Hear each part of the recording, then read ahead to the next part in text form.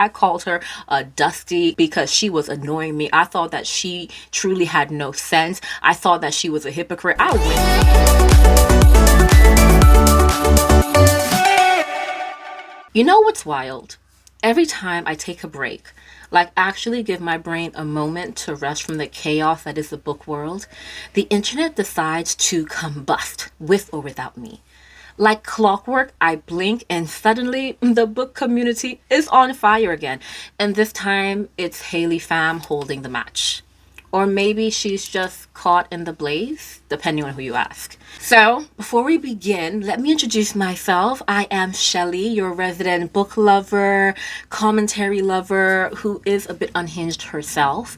And you may notice that I will be looking down for a lot of the video. That is just because of my recent eye surgery, and I am still in recovery. So I am just taking care of my eye health, and all love to you guys who are supporting. Mwah. But let's get back to it, okay? Because if you've been blissfully unaware, first let me say congratulations. But since you're here, you clicked on this video, I guess that's for a reason. So allow me to drag you down into the mess with me, okay? So Haley Pham, influencer, YouTuber, lifestyle girly, book talker, TikTok staple actually. She has written a romance novel. And the thing is, it's not even out yet. It's slated for 2026, last I checked. But of course, early readers got ARCs, which are advanced reader copies. And let's just say they collectively pulled out the knives, they oiled up the guillotines, and they started sharpening their pitchforks, okay? Now, this is not new territory, okay? We've seen influencer to author drama before. We even spoke about it on this channel with the Luke Bateman situation. But what makes this one different, I think, is that it's hitting at this really weird intersection of criticism, privilege, and cruelty, and it's forcing the book community to ask a really uncomfortable question, or at least it's forcing me to ask it on our behalf, I guess. When does holding people accountable turn into, we just don't like that you exist? Because, baby, some of these reviews, they're not reviews. They're roast sessions with MLA formatting. But first, let me give you guys the backstory about the whole debacle. So we have Haley Pham, and this is a name that has been around for years. She's one of those OG YouTubers who survived every era of the platform. Beauty community debacle, check. Lifestyle content, check. Rebranding in a few years like a phoenix rising from the ashes. Oh, check, check, check. She's been building her platform for over a decade, I believe, and she has millions of followers and subscribers across Instagram, TikTok, and YouTube. The whole influencer infinity gauntlet, if you will. And now she's added author to her extensive resume. Now, her book, which is to be a contemporary romance, it's coming out under Atria Books, which, if you know anything about publishing, is a major imprint. Like the same people behind Colleen Hoover and Emily Henry level major, okay? So, of course, when the ARC distribution began, the hype was very, very high. People were expecting, I would say, like Emily Henry, maybe a little beach read, a dash of book lovers, a sprinkle of quirky girl meets brooding man. Those were the vibes that were set, okay?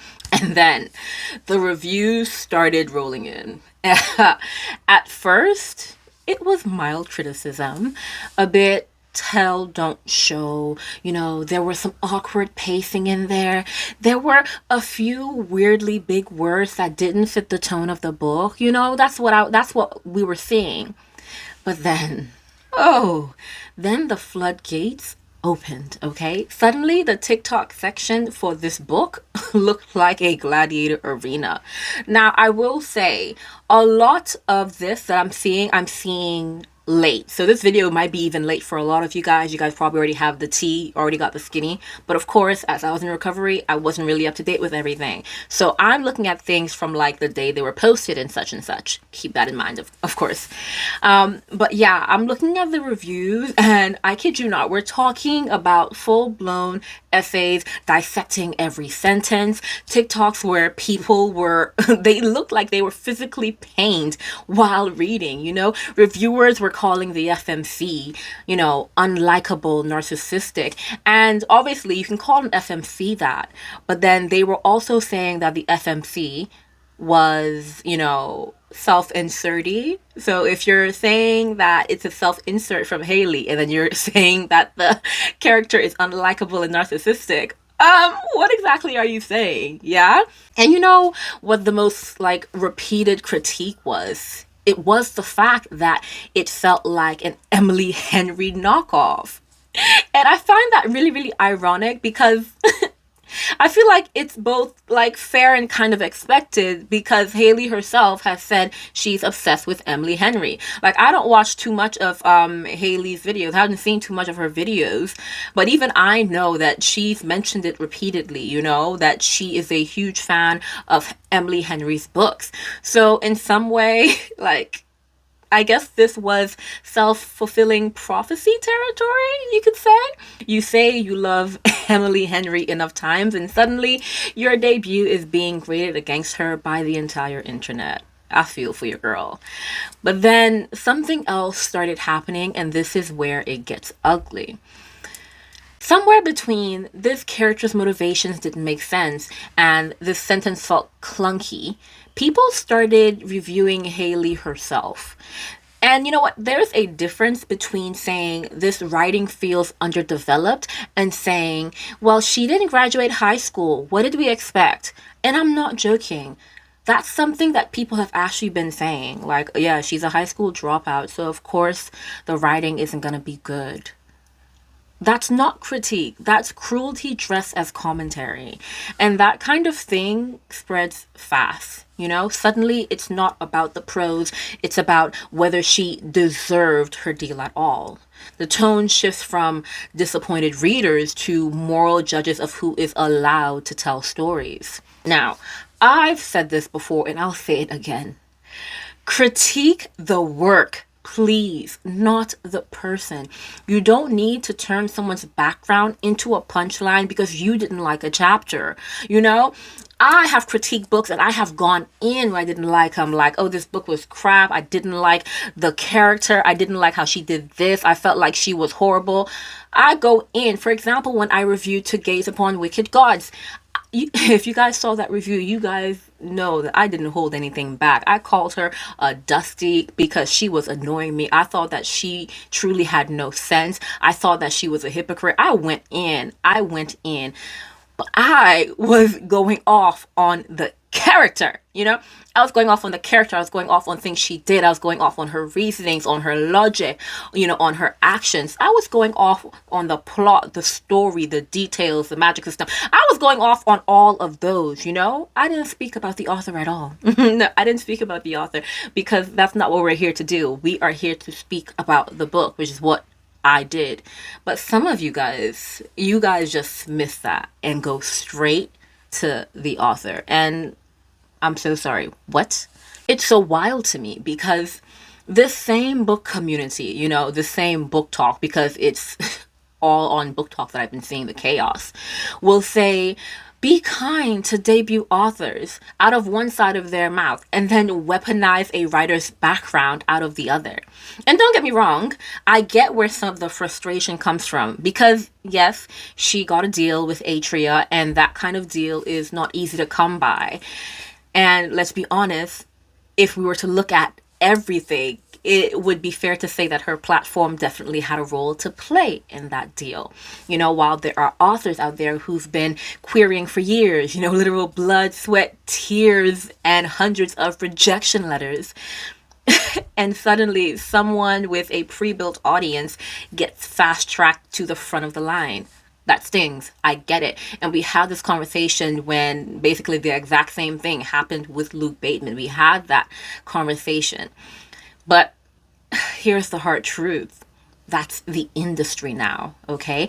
Publishing is not just about talent, it's about marketability. And honestly, I don't know if publishing was ever just about talent. I'm so sorry. Publishing decades ago, centuries ago, let's be honest, it was about class. It was literally the most classist elite system there was. Influencers like Haley nowadays are a publisher's dream because they bring guaranteed sales. It's not fair in the moral sense, but it's brutally logical in the business sense. And publishing is a business, you know? I will never stop saying it because that's the fact of the matter. Publishing is a business. They are here to turn a profit. Okay? They are here to turn a profit, which is why when booktok started getting people to read, publishers ran to booktok, okay? Because they are trying to get sales. And that's it. Like, that is the fact of the matter. And to be honest, Haley has worked hard. She's just not worked hard in the literary trenches to our knowledge. And I'm going to say that because we actually don't know what she does behind closed doors, behind her platform. We really don't. You know, she's been on YouTube for a decade or more. I just know that she's been on there for at least a decade. She knows how to build an audience. She knows how to market herself. She knows how to engage. And she's worked on those skills. You know, she's improved herself. She's improved her videos. She's improved her skills and actually engaging with her audience. That's labor, you know? As someone who is on like YouTube right now, I can tell you guys it's labor. It's labor. It's just a different kind of labor than what people are used to or what people expect from their authors. See, the problem is audiences conflate deserving one kind of success with deserving all kinds of success. And when the product, in this case, her book, doesn't live up to the imagined hype, the reaction is magnified tenfold. People aren't just disappointed in the book, they feel betrayed by the promise of it. And that's not just a review issue, guys. That's a parasocial one. And we've spoken about the parasocial issue on this channel before. Go and check out that video, you know? And here, as I'm speaking about it, I'm just sitting here like, oh my goodness, the problem is back to haunt us. Yes, privilege demands scrutiny, but attacking someone's personhood is not critique, okay? We got to hold that line. I need you guys to step away from doing that because it's just not right. It's not good, okay? And the thing is, I have to get real here. I've seen people bend over backwards to defend Haley's writing because it's her debut. And you know what? I agree with that sentiment. Debut authors deserve grace. We've also spoken about that on this channel. But that grace, I believe, should extend to everyone, not just influencers. Because if we're being brutally honest, debut authors who don't have platforms are rarely given that kind of compassion, okay? Audra Winter, let's not forget, Audra Winter was nearly crucified for her debut because people didn't like the quality of the writing. And the quality of the writing, from what I've seen, was objectively not the best. And sure, her handling of that entire situation definitely made things a bit worse.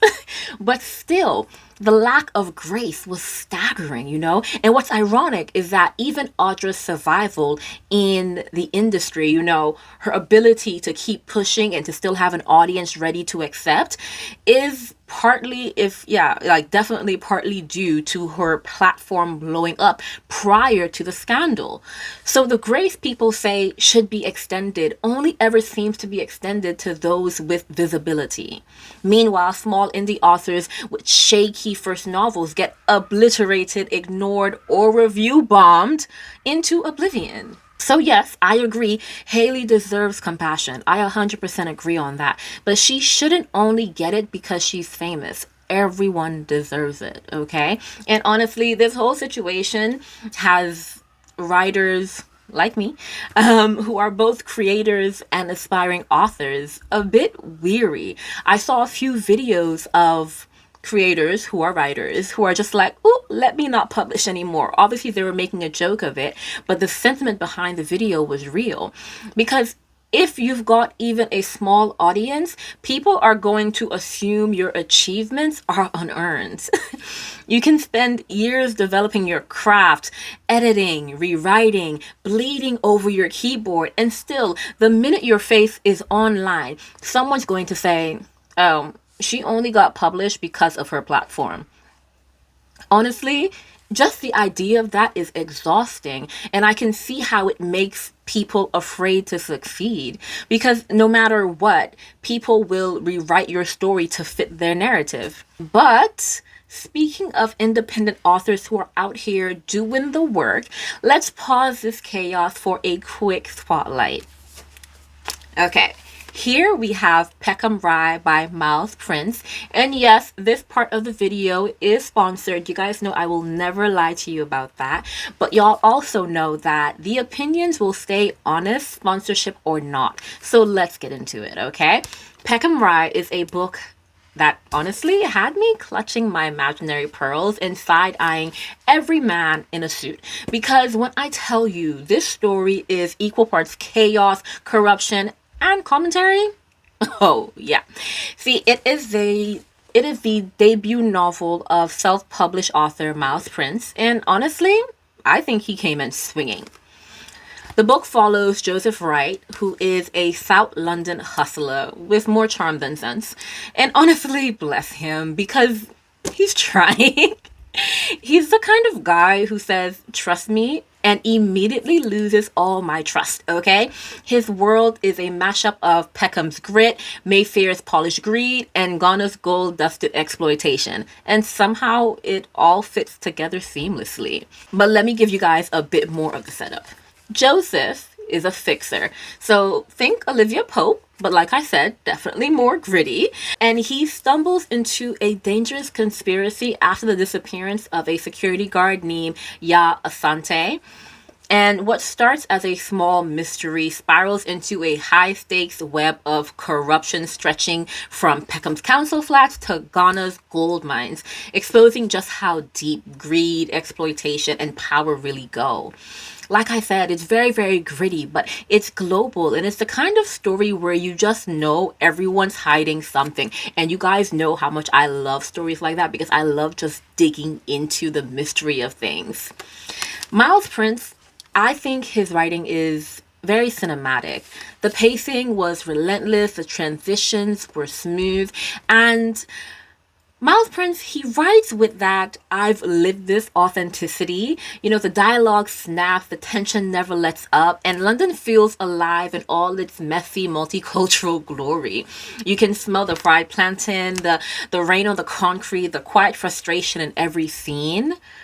Oh my goodness. It was absolutely amazing. But the Ghana chapters, that's where the story breathes. They peel back the layers of history and show how colonialism just put on a suit and learned how to smile for the camera. You know, the scenes there, they hit harder, they hit deeper. It was like the sun itself was tired of watching people repeat history. But while it had all of this, we have to get into a bit more critique, because while the book is sharp, it's not perfect. You know, there are a few pacing stumbles, you know, moments where it feels like the narrative wants to sprint when it should sit still. And some character threads, especially around the women in Joseph's life, could have used more depth. They orbit his chaos beautifully, but I wanted more agency, you know, more voice. But you guys know me. That's just always how I am. I do love a plot-heavy book that still has a lot of, like, character depth, especially with the side characters. Still, it's the kind of thing that you expect in a debut, like not a deal breaker at all. You know, this book was bold, it was messy, and it was brutally aware of itself. Miles Prince, he doesn't just tell a story, he builds a system and asks who's really benefiting from it. And honestly, we have to talk about the ending. Miles clearly said closure is for the weak. Like, chaos. Pure unresolved chaos. I had closed the book at the end, and I was just sat there like, excuse me, sir, like, Miles, be for real. Like, he was in my flat and we were besties arguing about life choices. So yeah, it definitely had me like, oh my goodness, I want more. So all in all, Peckham Rye is a razor sharp, politically charged thriller that blends social commentary with heart and hustle. It's the kind of book that doesn't care if you're comfortable, and honestly, I respect that. I don't just respect it, I appreciate that, and I love that. So yeah, I gave this book a 4 stars because I think it's audacious, it's ambitious, and I think it's a strong debut. And yes, it is available right now on Amazon if you're ready to dive into the madness, okay? Now, with that settled, let's get back to the chaos at hand with Haley Pham. And I want us to be real for a minute. Publishing has always been elitist, like I said. For years, it favored the educated, the well connected, the literary elite, as we say. You know, influencers like Haley, they're just the modern version of that privilege. Instead of Ivy League degrees or New York Asian connections, they have platforms. It's still privilege, just rebranded for the social media age. And honestly, publishers are complicit as they've always been. They chase what's shiny. They're desperate for books that can go viral. That's why you'll see them offering 6-figure deals to influencers while rejecting hundreds of query letters a week from writers who have been writing for their entire lives. You know, it's not personal, it's algorithmic, it's business, okay? Because again, publishing is a business. But that's also why these influencer authored books always get caught in the crossfire, because readers know their marketing projects first and art projects second most of the time. You know, the expectations are sky high because obviously you are from a huge publishing house, but the scrutiny is even higher because of what people, you know, think you deserve. And Haley's book is just the latest symbol of that. But the truth is, the influencer to author pipeline, it's not going anywhere, if we're being honest. If anything, this backlash just proves how messy and emotional our relationship with publishing has become. And it's so sad. We want fairness in an industry that's never been fair. You know, we want art from a system that prioritizes sales, and we want people to succeed, but we don't want them to succeed too much. Let's be honest. We don't want them to succeed too much, especially if we feel like they haven't earned it the right way. It's envy mixed with ethics and justice mixed with judgment. It's the most chaotic thing ever, and it's what we are now living in. This is the publishing world that we are now living in. But look, I'll be real with you. If I ever like publish my books, because honestly, who knows at this point, I know someone's going to say I only got it because of my YouTube or my TikTok, no matter how small they are. And honestly, it does kind of, yeah, I want to say it scares me a bit. Not too much, but like maybe a bit. Because guys, I've been writing for years. I've been speaking about my writing more, I guess, because of my platform. But I've been writing for years. I think for as long as Haley has been on YouTube, I have been writing. Like, yeah, 10 years.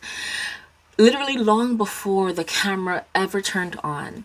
But to the internet, none of that will ever matter, you know, to a lot of the internet. So when I see Haley getting dragged, especially when people move from this book wasn't for me to you don't deserve to be here, I feel that for her so much. Because no matter how big or small your platform, once you're visible, people stop seeing your humanity. They stop seeing your personhood. You're no longer a person who tried. You're a product they're free to review. Because it's not her book that they are anxious to review now, it's her. And they feel like because she's released this product, she can be reviewed as well. Because her book and her are one product, apparently. And to be fair, some of the criticism is probably valid. And I mean the criticism on her book, you know? The writing probably does have flaws from what I've heard certain people say who actually just stuck to the book, you know? But it's her first book. She's learning. I also think a lot of the reaction says more about us as readers than it does about her as a writer. Honestly, we want people to be humble, but we also want to see them fail. Like I said, like we really don't want them to succeed too much, you know? And you also have so many of us saying, oh, we're tired of influencer privilege, but we also keep feeding the algorithm that rewards it. So make up your mind. You can't say one thing and do the other. You know, we scream about honesty, but the second someone tries and falls short, we tear them apart instead of encouraging growth. So, yeah, this whole saga has been messy, you know, and not just messy, it's uncomfortable. But it's also such a mirror for the current state of the book world. Honestly, and that mirror is, when you look at it, dirty as heck. Terrible what I'm seeing. Terrible what I'm seeing, 100%. And maybe that's the real takeaway, you know? You can't control how people receive your work. You can only control how you approach your craft. So to Haley, if you ever see this, you probably won't, but hey. And not just to Haley, to people like Haley, people who are creatives, who are venturing out into something that's not what they're creating online. Keep writing, keep growing. Take the valid notes, the valid notes, but ignore the noise and prove them wrong with your second book if you choose to continue writing. Because I imagine for someone who loves reading and decides to publish, that it's something that they possibly enjoy. Someone might, write that first book and say, oh, that wasn't for me. That was my first and only book. But for all we know, she might have been writing since she was a child as well. And even if this is the first time she tried her hand at writing, maybe she tried and she loved it. So yeah, continue writing, because debut novels aren't supposed to be perfect. They're supposed to be beginnings. They're literally an author's beginning. And to the rest of Book Talk, all of you little mean girls, please critique with kindness. Like, you can go off on the book, like literally go off on the book. Leave the writer alone. Because if we keep tearing every writer apart before their book even hits the shelves, because remember, the book comes out in 2026. We are in 2025, guys. If we keep tearing these writers apart, soon enough, no one's going to want to write at all. And then what will we even have left to fight about? Now, with all this being said, I think the bigger question is, how do we build a book community that supports growth and accountability? Because you guys know, when I do my commentary, as much as possible, I would like to offer us a solution. Sometimes I don't have one. Sometimes it's just a question I throw out to the crowd, to the audience. But with this question, here are my thoughts. If you have any suggestions of your own as well, feel free to lay them out in the comment. But here are my thoughts. Authors, this is a warning, this entire situation is a warning. Platform helps, yes, but it doesn't guarantee grace or durability. Your writing still needs to do the heavy lifting. It still needs to do the work. Now, to readers, yeah, this is also a warning, this situation, Be careful how quickly you pile on, how fast you demand perfection, how ready you are to destroy someone's reputation over a few pages. Please, please, please be careful. Publishers, if deals are going to be awarded based on reach, which, from a business perspective, fair, you must also invest in editorial development and not just marketing muscle, because it seems like the editing stages of so many books are being ignored, because some of the books being released clearly did not have editing. Like no type of editing at all. So please, maybe invest more into that area, please. And creators like me, transparency matters, okay? Transparency always matters. So yeah, when you critique, show your process, be honest about why you're saying what you're saying, and don't be afraid to even be honest about mistakes you've made as well, because that builds trust. Truly, I feel like the reason a lot of my audience trusts me is because I will say it like it is, but I'll also say, oh, I did this before, I've done that before, and things have changed. I'm not afraid to do that. And in terms of reviewing, if you want my tips on how to critique with integrity, okay, I have a few, so listen closely. Not too much, not too many. First and foremost, focus on the text, not the person. If I have to keep saying this, I might blow a gasket. Focus on the text, not the person. Like the example I gave, to gaze upon wicked gods. I went off on the characters in that book. I did go off. I went off. I didn't focus on the author. I focused on the book. I did. Because I had critique. Focus on the text, please, okay? Number 2. Now this might not apply to everyone because I understand that people have different reviewing styles. Let me first say my point. I would advise people to be specific, not vague, so if a scene doesn't land, name why. But I understand that certain people, when they're reviewing, they won't necessarily review the plot in the storyline, but they'll review themes, they'll review motifs. Because I know, like, a lot of times when I'm reviewing books, I will get lost in, discussing the themes that I found in the book more so than I would discuss, like, the characters, the plot, the pace, or, I'll even discuss what it made me think, what it made me feel. So yeah, take that point with a grain of salt. But for those of you who are, going in on the plot and the story, be specific. Please be specific, not vague. That'll be really, really helpful. And number 3, and I think this is so important, distinguish between this didn't land for me versus this is objectively bad. Okay? See, I think this is so important because we're all different people. And so there are certain things when we're reading in books that it's just opinion, okay? There are certain books that I will say, oh, it didn't land, not because it was objectively bad, but because it's not my preference. For example, I prefer fast-paced books, and there are books that are slower paced that I can say objectively was an amazingly written book. But it wouldn't be the top of my list because I like fast-paced books, but I can say objectively it was a good book. So you know what? Distinguish that when you're doing your reviews. Oh yeah, guys, I gave it 3 stars, but let me be clear. This was definitely subjective because I can say that I'll probably do that for like romances because I'm not I don't read a lot of romance books. You guys know that. I say that a lot. I don't read romance books too often. So if I were to give a romance book a low rating, I'll be like, guys, take it with a pinch of salt because I don't care for romance books. So, I'm definitely biased here. But I can be objective about like the writing style, the language, the pace, the plot, the story. The plot and the story, I can definitely say maybe I won't be as objective. But I can let you guys know that, and that will help you guys actually have a better understanding of why a book got the rating that it got from me specifically. So please be doing that when you guys are reviewing books. And honestly, number 4, I would say acknowledge debutness, but don't excuse avoidable flaws, okay? So, for example, if the book actually has like poor sentence structure, poor line by line writing, like the grammar was off, that is an objective flaw, okay? We can say that, oh yeah, this is a debut author, they'll make mistakes. But these are classic issues that, once again, editing should have caught out, So if maybe you're an indie author and you couldn't like afford too much editing, fair.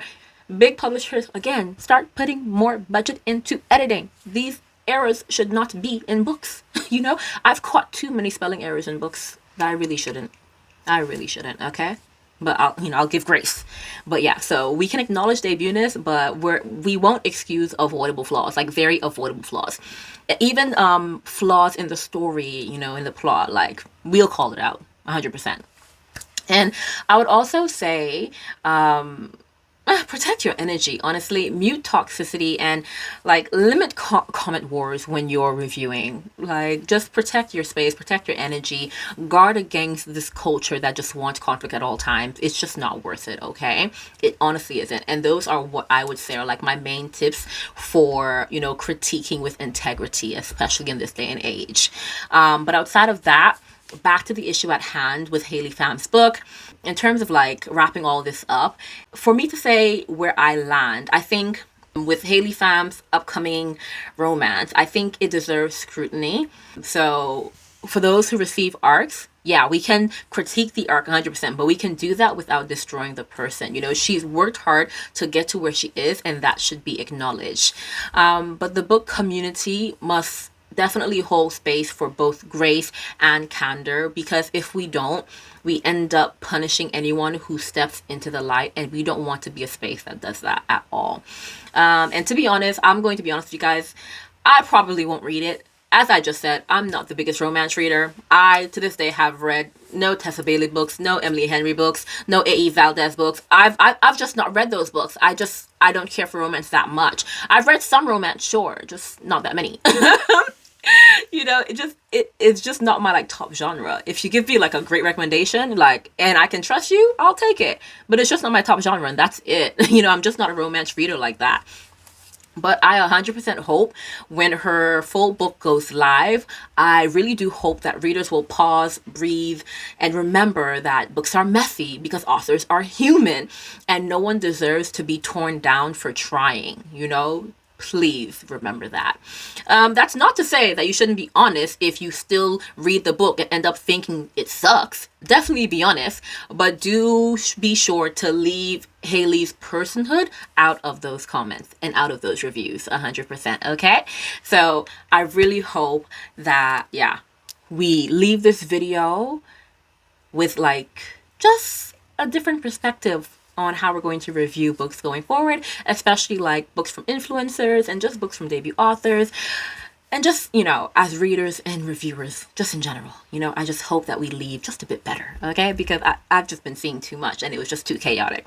But yeah, like, let me know your thoughts. If you were an ARC reader, like, I would definitely let me know, like, your genuine thoughts on Haley's books. Because I saw a lot of the negative ones, but I'm actually curious, did anyone like that book? Did anyone like it?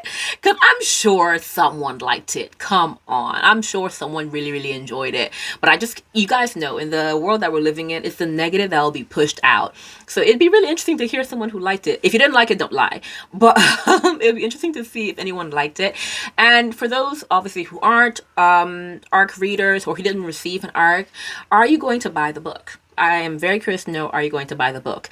Yeah, let me know in the comments. And I'm excited to see your thoughts on everything. But until next time, guys, I will see you soon. You guys know the drill. Be sure to like, share, subscribe if you haven't already. And I'll see you guys in the next video. Bye.